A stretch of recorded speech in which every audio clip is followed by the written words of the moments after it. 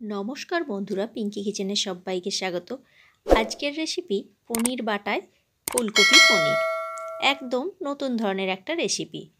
তার জন্য নিয়ে নিয়েছি ফুলকপি আর আলু। ফুলকপিগুলোকে ছোট ছোট টুকরো করে নিয়েছি, আলুগুলো ছোট ছোট টুকরো করে কেটে নিয়েছি। আর নিয়ে নিয়েছি কিছুটা পরিমাণে পনির, 2 চামচ মগজদানা, 7-8টা কাজু বাদাম আর 4-5টা কাঁচা লঙ্কা। গ্যাসের মধ্যে আগে থেকে কড়াইতে আমি জলটা গরম করতে দিয়ে দিয়েছিলাম। তার মধ্যে দিয়ে দিলাম ফুলকপিটা। ফুলকপিগুলো ভাপিয়ে নিয়ে জল ঝরিয়ে একটা থালার মধ্যে রেখে দিয়েছি। এবার ওই কড়াইয়ের মধ্যে দিয়ে দিয়েছি সামান্য পরিমাণে সাদা তেল। তেলটা গরম হয়ে গেছে। এবার তেলের মধ্যে ফুলকপিটা দিয়ে দিচ্ছি। ফুলকপি কিন্তু বেশিক্ষণ ভাপানো যাবে না, বেশি ভাপালে সিদ্ধ হয়ে যাবে, গলে যেতে পারে, সেজন্য হালকা করে একটু ভাপিয়ে নিতে হবে। ফুলকপিটা ভাজা হয়ে গেছে, তুলে নিলাম। এবারে ওই তেলের মধ্যেই দিয়ে দিলাম আলুর টুকরোগুলো। আলুগুলো দিয়ে 2 থেকে 3 মিনিটের জন্য নাড়াচাড়া করে ভেজে নিচ্ছি। আলুও ভাজা হয়ে গেছে। এবারে ওই কড়াইয়ের মধ্যে দিয়ে দিলাম 1 চামচ মতো বাটার। বাটার দেওয়ার সাথে সাথে গ্যাসের ফ্লেমটা কিন্তু একদম লো করে দিতে হবে, না হলে বাটারটা জ্বলে বা পুড়ে যেতে পারে। এবারে পনিরগুলোকে আমি বাটার দিয়ে ভেজে নিচ্ছি। পনির কিন্তু খুব বেশি ভাজলে পনির শক্ত হয়ে যায়। হালকা লালচে ভাব হয়ে গেলেই পনিরটা আমি তুলে নেব। আর একদিকে আমি একটা মিক্সির বাটি নিয়ে নিয়েছি। বাটির মধ্যে দিয়ে দিলাম কাঁচা লঙ্কা, মগজদানা আর কাজুটা। তার সাথে দিয়ে দিলাম 7-8টা পনিরের টুকরো। এবারে এটাকে একটা মিহি পেস্ট বানিয়ে নেব। কড়াইয়ের মধ্যে যে বাটারটা রয়েছে তার মধ্যে দিয়ে দিচ্ছি 2টো ছোটো এলাচ, 2টো লবঙ্গ আর 1 টুকরো দারচিনি। গ্যাসের ফ্লেমটা একদম লোতে করেই করছি।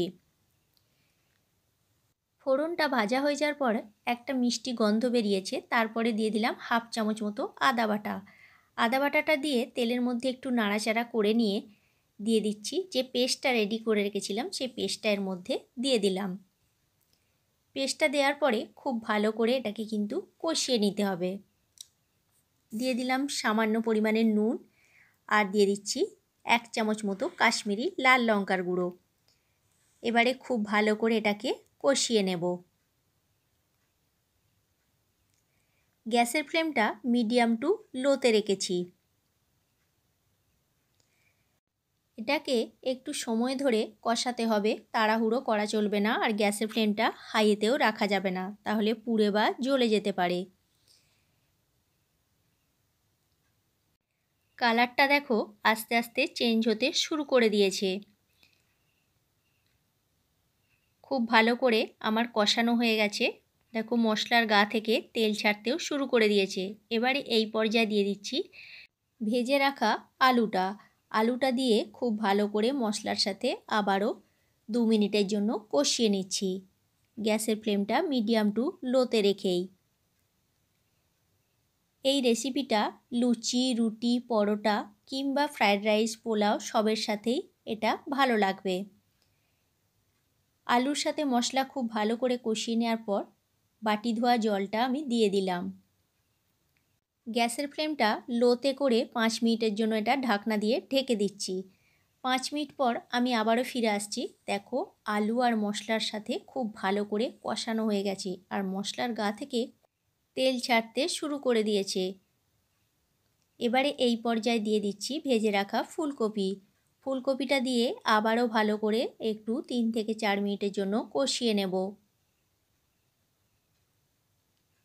বন্ধুরা, আমার এই ছোট ছোট ভিডিওর রেসিপি তোমাদের যদি ভালো লেগে থাকে প্লিজ লাইক করো আর কমেন্ট করে বলো কেমন লাগলো রেসিপিটা। আর ভালো লাগলে অবশ্যই শেয়ার করে দিও। আর আমার চ্যানেলে যদি নতুন বন্ধু হয়ে থেকো তাহলে আমার চ্যানেলটা সাবস্ক্রাইব করার অনুরোধ রইল। আর ফেসবুক পেজ থেকে দেখে থাকলে আমার পেজটি ফলো করে নিও।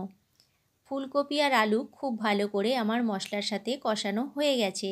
এবারে এই পর্যায়ে দিয়ে দিলাম বেশ কিছুটা পরিমাণে জল। জলটা দিয়ে খুব ভালো করে মিশিয়ে নিলাম। দিয়ে এবার একটা ঢাকনা দিয়ে ঢেকে দিচ্ছি মিনিট 5-এর জন্য। মিনিট 5 পর আমি আবারও ফিরে আসছি। ঢাকনাটা এবার খুলে দেব। গ্যাসের ফ্লেমটা লোতেই রেখেছিলাম। এবারে এই পর্যায়ে দিয়ে দিচ্ছি ভেজে রাখা পনিরটা। পনিরটা দিয়ে আরও 3 থেকে 4 মিনিটের জন্য আমি হতে দেব।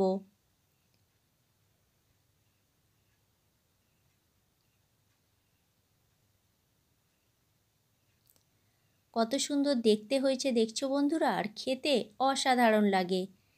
দিয়ে দিচ্ছি সামান্য পরিমাণ একটু চিনি। চিনিটা দিয়ে আবারও খুব ভালো করে আমি একবার মিশিয়ে নিলাম। রান্নাটা সম্পূর্ণ আমার হয়ে এসেছে। এবার নামাবার সময় দিয়ে দিচ্ছি আমি হাফ চামচ মতো গরম মশলার গুঁড়ো আর 1 চামচ মতো বাটার। বাটার যদি বাড়িতে না থাকে ঘিও দিতে পারো, খেতে বেশ ভালো লাগবে।